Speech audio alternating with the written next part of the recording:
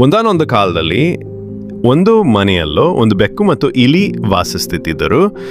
ಇಲಿ ತುಂಬ ಚಲಾಕಿ ಮತ್ತು ಚುರುಕು. ಆದರೆ ಬೆಕ್ಕು ಸದಾ ಮಲಗುತ್ತಿದ್ದು ಮತ್ತು ಆಹಾರ ಕಂಡು ಬಂದಾಗ ಮಾತ್ರ ಎಚ್ಚರಿಕೆಯಿಂದ ಇರುತ್ತಿತ್ತು. ಒಂದು ದಿನ ಇಲಿ ಅಡುಗೆ ಮನೆಯಲ್ಲಿದ್ದ ಹಾಲನ್ನು ಕುಡಿಯಲು ಹೋಗಿತ್ತು. ಆದರೆ ಅದು ಗೊತ್ತಾಗದೆ ಬೆಕ್ಕಿನ ಹತ್ತಿರ ಹೋದಿತ್ತು. ಬೆಕ್ಕು ಎಚ್ಚರಗೊಂಡು, ಈಗ ನನಗೆ ಬೆಳಗಿನ ಉಪಹಾರ ಸಿಕ್ಕಿತಂತೆ ಎಂದು ಯೋಚಿಸಿತು.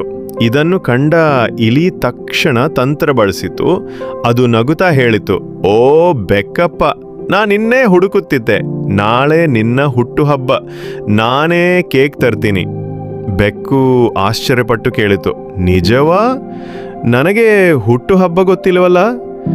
ಇಲಿ ಹೇಳಿತು, ಆದರೆ ನಾನು ಎಲ್ಲದನ್ನೂ ನೆನಪಿಟ್ಟುಕೊಳ್ಳುತ್ತೇನೆ. ನಾಳೆ ಬರುತ್ತೇನೆ, ಆಗ ಒಟ್ಟಿಗೆ ಕೇಕ್ ತಿನ್ನೋಣ. ಬೆಕ್ಕು ಖುಷಿಯಿಂದ ಹಾಡುತ್ತಾ ಮಲಗಿಬಿಟ್ಟಿತು. ಈ ವೇಳೆ ಇಲಿ ತಕ್ಷಣವೇ ಅಲ್ಲಿ ನಿಂತಂತೆ ಓಡಿ ತಪ್ಪಿಸಿಕೊಂಡಿತು.